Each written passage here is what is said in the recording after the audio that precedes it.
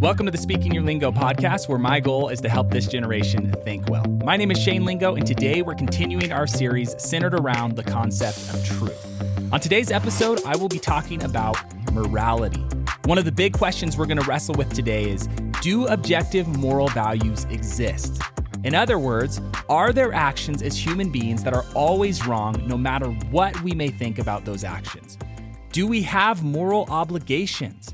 Another way of saying it is, are there things we ought to do, and are there things we ought not do as human beings? Another question we're going to be answering today is, if objective moral values do exist, what do we ground them in?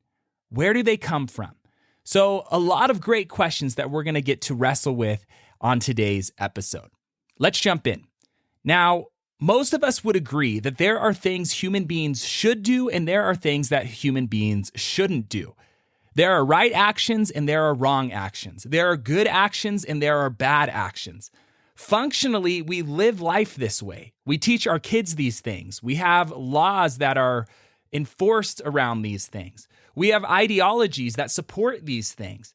And so when we talk about these things, we're talking about morality. But the obvious reality is that we don't necessarily agree on what all of these things are. We don't necessarily agree on all of the moral laws or taboos in our society. And this is one of the things that makes politics so challenging and certain relationships that we have in our lives so challenging. But the question I want to ask is this: is there at least one or even two moral standards or rules that we can agree on? And I think ultimately what we're going to find is that there is. The majority of people listening, I would assume, agree with me that killing innocent people, for example, that killing innocent people for fun is always wrong, or that torturing babies for fun is always wrong. I think I could safely assume that everyone who is listening to this episode can at least agree on that. Many people are going to agree that rape is always wrong. And so even if you don't fully agree with me on all of the moral standards or the rights and wrongs, most of us are going to at least align on a small few. The example, again, those that I just mentioned a moment ago. And I would argue, and I think many would agree, that it doesn't matter if someone thinks it's okay to do any of these things, it still wouldn't make any of these things okay, right? We would say that these things, that murdering people for fun or torturing babies for fun or rape, we would say that these things are always wrong. So it doesn't matter if someone thinks that it's right to do any of these things. It's wrong, and I would argue that it's objectively wrong to do so. And so this goes back to our conversation that we had just a couple of weeks ago when we talked about objective and subjective truth. And what we're talking about in this conversation is objective morality, that there are actions that are objectively right or objectively wrong, objectively good, objectively bad, no matter what anyone might think about those actions. So the fact that the fact that there are these actions that we would say are always right or wrong, no matter what people think about them, is evidence that there are objective moral values and duties in the world around us. And I say evidence because we're not looking for proof necessarily. It reminds me of what we spoke about when we talked about pacifism in the series that we had in the last series. And what C.S. Lewis talks about in The Weight of Glory, that when we're speaking about facts and certainty, it's important to note that in the realm of morality, certainty isn't necessarily what we're looking for as far as the same confidence that we would find in mathematics. In fact, William Sorley, a professor of moral philosophy at Cambridge University until 1933, argued that, in one sense, we can't prove the existence of objective moral values, and yet, in the same sense, we also can't prove that the physical world exists either. In other words, an argument for a moral reality and an argument for a physical reality are on equal footing. And this is because our awareness of both moral value and physical objects are gained through our experience. Now, with that said, we believe in a physical reality without much question, right? We believe that there's a physical world around us, that this isn't just all made up in our heads, that we're not in some sort of matrix, although I know some people do believe that. But there is a physical world around us, and it's not just us, floating around in our minds, making all of this up, but that there's an external world that we can touch, we can feel, we can smell, all of those things. And so we believe in this physical world around us, and yet you could argue that there's just as much evidence for a moral reality around us as well. So for the sake of this conversation, I'm going to assume that we're on the same page and that we have enough evidence to believe that there are objective moral truths. And even if there is only one that we can agree upon, like, again, murdering people for fun is always wrong, that we believe collectively, those who are listening, that we believe in objective moral values. In other words, we agree that there are things we ought to do, even if we don't want to do those things, and there are things that we ought not do, even if we want to do those things. But this brings up another important question. Where do they come from? Where do objective moral values actually come from? Who says it's always wrong to murder? Or that racism is always wrong? Or that rape is always wrong? Where do these moral standards come from? What is the basis of our moral values? And this really comes down to 4 options. First, you have personal preference. Second, social convention. Third, evolution. And fourth, God. Those are kind of the 4 options that can form a basis for our morality. And so what I want to do is I want to take a moment to go through each of these briefly, and starting with personal preference. So, are the moral values that we discover in the world around us just a matter of personal preference? In other words, are they subjective? What's true for you is, again, true for you, and what's true for me is true for me. And if I think this is right or I think this is wrong, I get to decide that, because it's just like choosing my favorite flavor of ice cream. It's just a moral preference, right? I like, Reese's peanut butter ice cream, and you might like vanilla ice cream, and it's just a preference, right? Or is there more to it than that? Is it just a matter of personal opinion? Someone could try to argue for that standpoint, but again, they would be arguing for this subjective morality as opposed to an objective morality. And so if morality is just up to each individual's opinion, and I, for example, think it's okay to break into your home and to steal your stuff, who are you to say that I'm wrong? Because what's true for you, again, would be true for you, and what's true for me, again, would be true for me. And so with this viewpoint, we really have nothing to stand on when it comes to condemning any action at all. One way I've heard it said is this: if there really is no objective moral truth, then there is no moral difference between putting dinner in the oven for the kids versus putting the kids in the oven for dinner.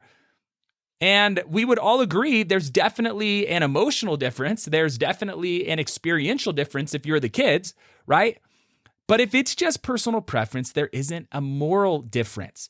And the problem is that with this position, it isn't possible to really live out meaningfully, and it's not possible to live out consistently. So I would argue that it has to be more than personal preference, and you can't ground an objective morality in a personal preference. But then we come to the second one, which is social convention. And this is probably the most popular theory that I've seen thrown around nowadays. And this is the idea that essentially whatever the majority of society says is right or wrong or good or bad, that's what we go with. And so if the majority of society says that stealing is wrong, well, that's what makes it wrong, is because as a group, we've kind of agreed to this standard. But the obvious issue with this basis for moral values is that it's still subjective. It can change from one society to another. It could change as we go throughout history. And you only have to look back a few hundred years in U.S. history when the majority of our society thought that slavery was morally acceptable as an institution to see that this viewpoint breaks down. You can also look back to things like Nazi Germany and know that morality can't just be based on what we as a whole in society think, right? Because again, that's still subjective. And we've seen that change over time. There has to be something external. There has to be something outside of our human opinion in order to ground us in an objective moral standard. And this thought actually brings us to our quote of the day. And so as I read it, as always, I want you to take a moment to think about it, and I want you to see if you can guess who said it. And then I'm going to reveal the author to us. It says, "If no set of moral ideas were truer or better than any other, there would be no sense in preferring civilized morality to savage morality or Christian morality to Nazi morality. In fact, of course, we all do believe that some moralities are better than others. The moment you say that one set of moral ideas can be better than another, you are, in fact, measuring them both by a standard, saying that one of them conforms to that standard more nearly than the other." So take a moment. I know that was a big one, but take a moment, think about it, and guess who said it. If you said C.S. Lewis, you are correct. Now, for the sake of time, I'm not going to go through a quick bio like I normally like to do with our quote of the day, since we spent a good deal of time talking about C.S. Lewis in our previous series. But let's take a moment to think about what Lewis is saying. He's essentially making an argument for objective morality. And if you want to say that any action is good or bad or right or wrong, you have to have an objective moral standard, again, to measure against. And we're going to come back to that thought in just a bit, but let's look at a third option for a moral basis, which is evolution. Are the moral values we discover in the world around us just a byproduct of evolution? And from the perspective of a naturalist, the only things that exist are the things that are described in the physical world by our best scientific theories. William Lane Craig makes a great point in his book, Reasonable Faith, and I quote, "On the naturalist view, there's nothing special about human beings. They're just accidental byproducts of nature, which have evolved relatively recently on an infinitesimal speck of dust called planet Earth, lost somewhere in a hostile and mindless universe, and which are doomed to perish individually and collectively in a relatively short time," end quote. And so science can't really take a stance on morality. From a naturalist perspective, moral values are just illusions that we as human beings have come up with in order to survive. And so some naturalists might say that due to social biological pressures, human beings have developed some sort of herd morality over time in order to survive as a species, but this still isn't a basis for objective morality. Some will also try to argue that human flourishing is kind of the standard that we've developed through evolution. And that really human flourishing is the goal of morality in some sense. But you still have to answer the question that who says that human flourishing is good, right? Why is that the standard? Where does that come from? Now, I agree that human flourishing is good, but we have to go further than that. We have to ask the question, why is it good? Who says it's good? Not only that, but who gets to define what human flourishing is? Also, why isn't mice flourishing more important than human flourishing? If we're just a byproduct of evolution, who gets to decide if we're just animals? And again, I would argue that human beings are more than that. But if we're just an evolved species and we're just an evolved form of animals, why are we as humans more important than other animals? Not only that, but then we run into some other issues when we look at the animal kingdom.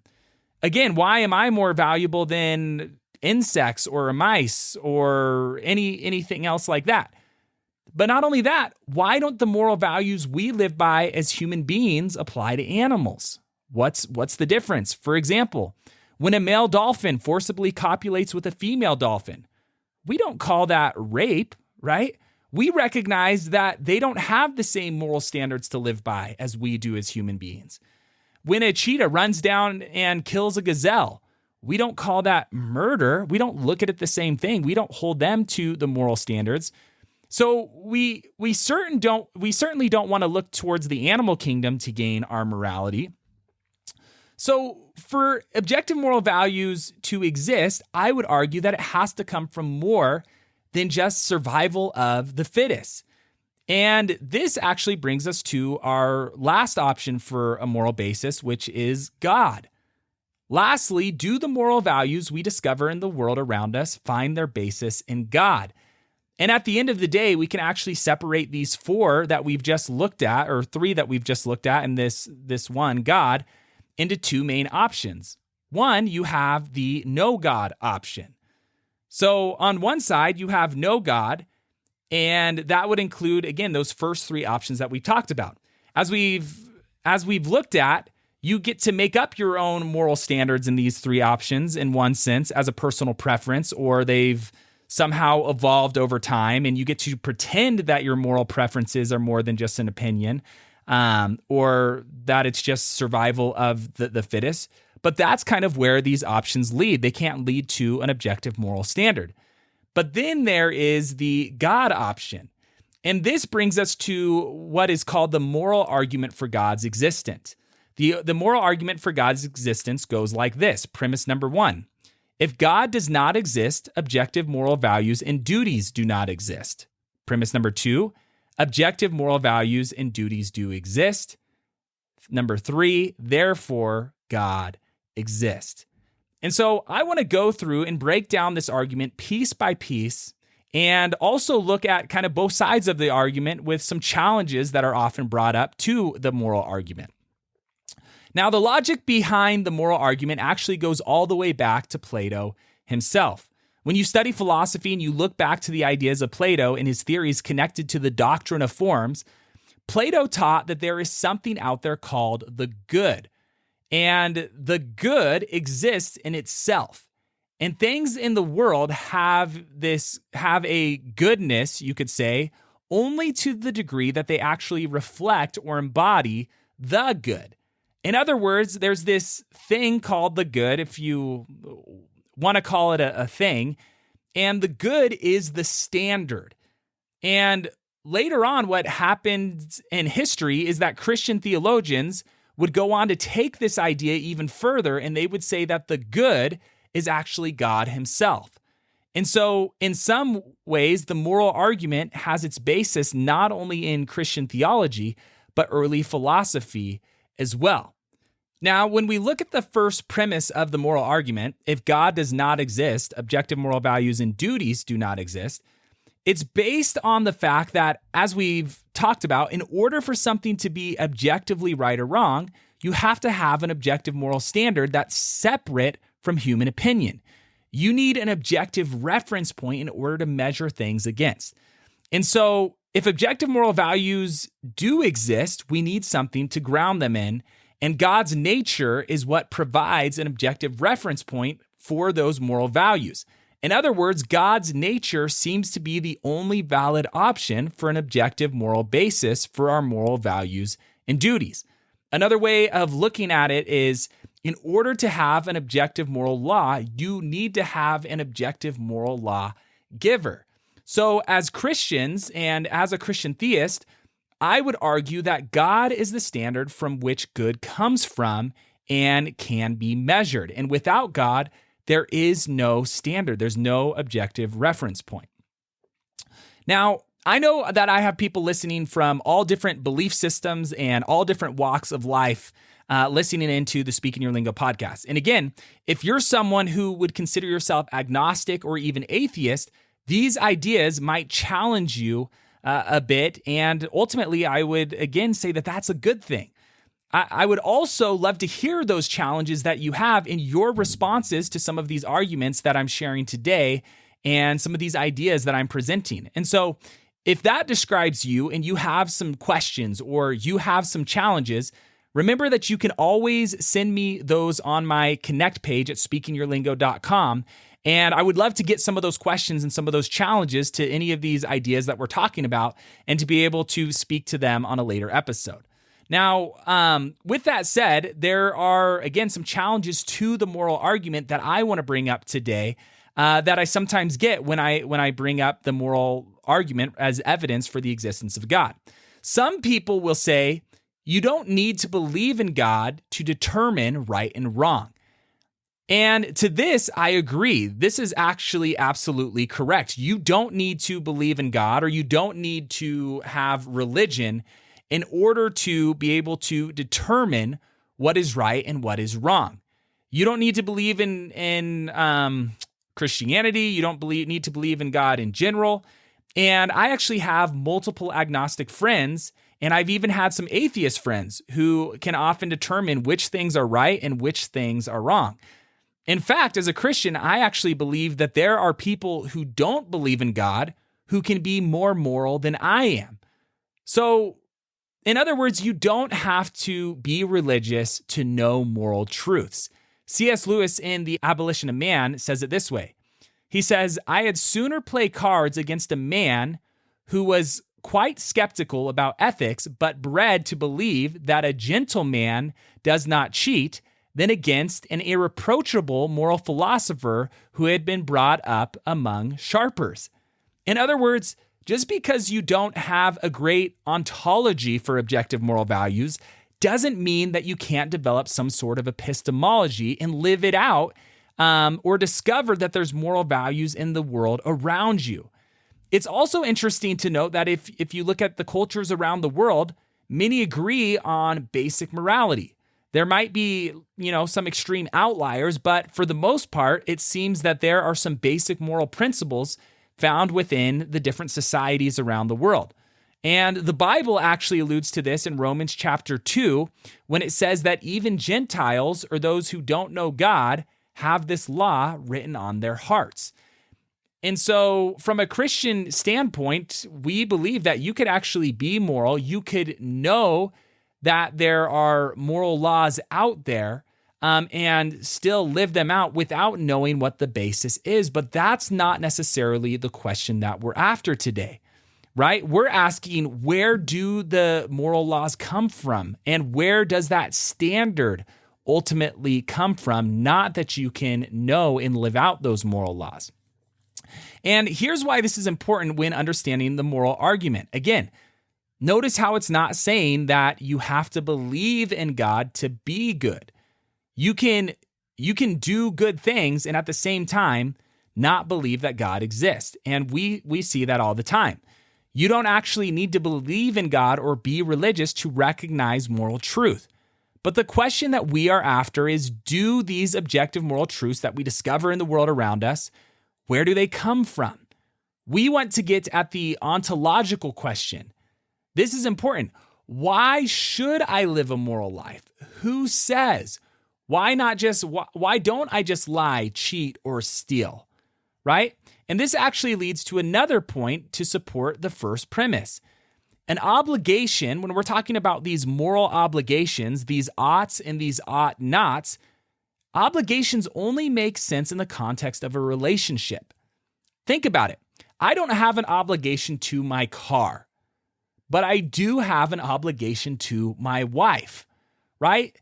I don't have an obligation to a tree, right? I don't have an obligation to a rock. Obligations only make sense when you have persons involved.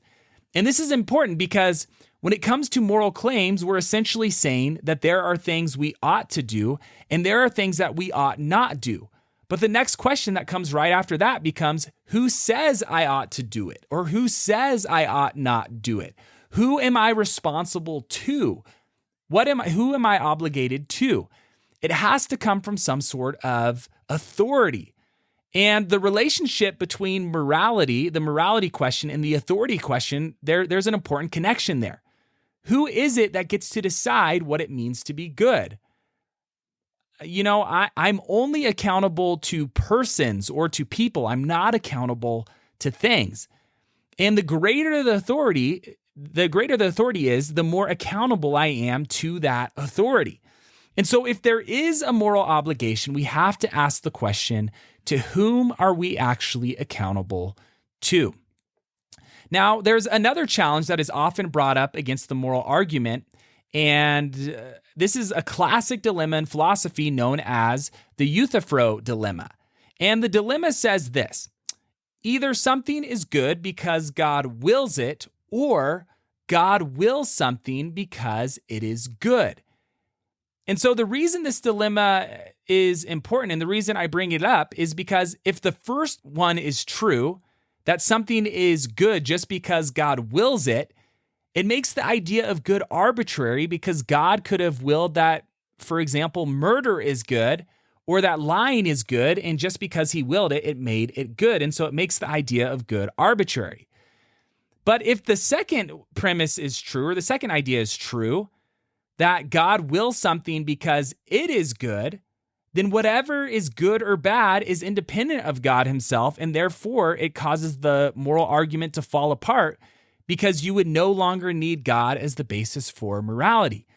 And so this dilemma really causes us to question, okay, does this moral argument really work or does it fall apart?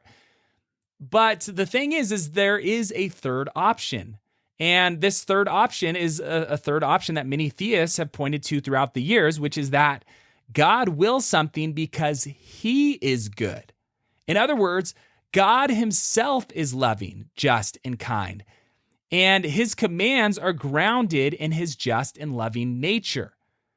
Now, I want to take a step back and ask, what do we do with all of this that we're talking about? Okay, so we've looked at the moral argument. We've looked at a couple challenges, but why does any of this matter? How do we use this information? And part of this actually goes back to the last conversation that we recently had on civil discourse.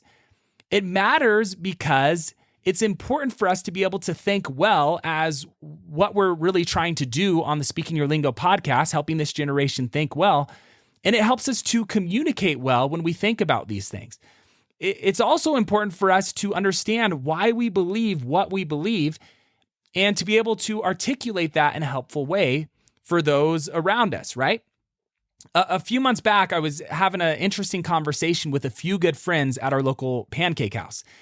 And one of these friends would find himself in the agnostic camp at this point in his life, not quite sure where he lands when it comes to God and the Bible.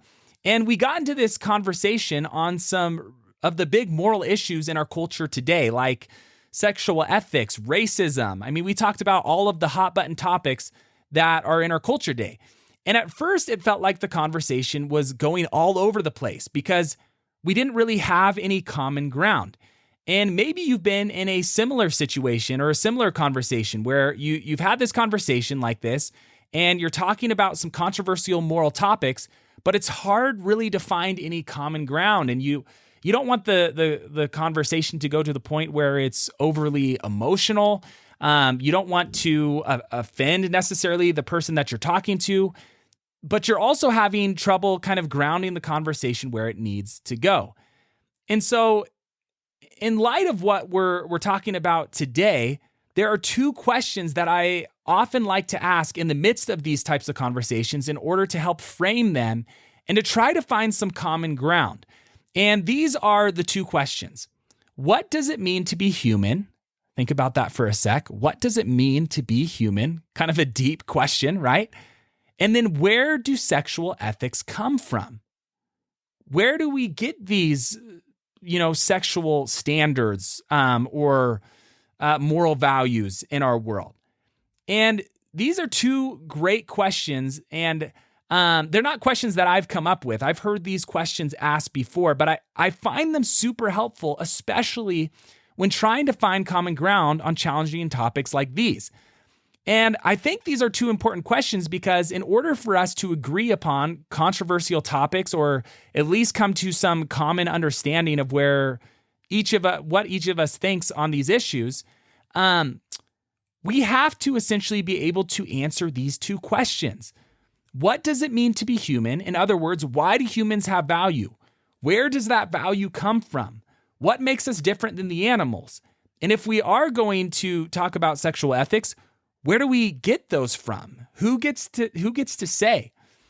And so the next time you find yourself in one of these conversations, these are actually two great questions that can help you engage in civil discourse around these challenging issues in order to help us better frame these types of conversations in a helpful and a productive way. And it's really centered on our conversation today as we're talking about objective morality. Now, As we get ready to wrap up today, I wanted to mention that before I started this episode, I planned to be talking about morality and justice. But as I was diving in, I soon realized that although these topics are very closely related, they're also both really big and extensive topics in themselves. So I'm going to have to add another episode on justice and focus in specifically on that in the future. But as we're getting ready to wrap up our conversation today on morality, I wanted to end by looking at this thought by C.S. Lewis from his book, The Abolition of Man. He said this: "When all that says it is good has been debunked, what says I want remains." Think about that for a sec. When all that says it is good has been debunked, what says I want remains.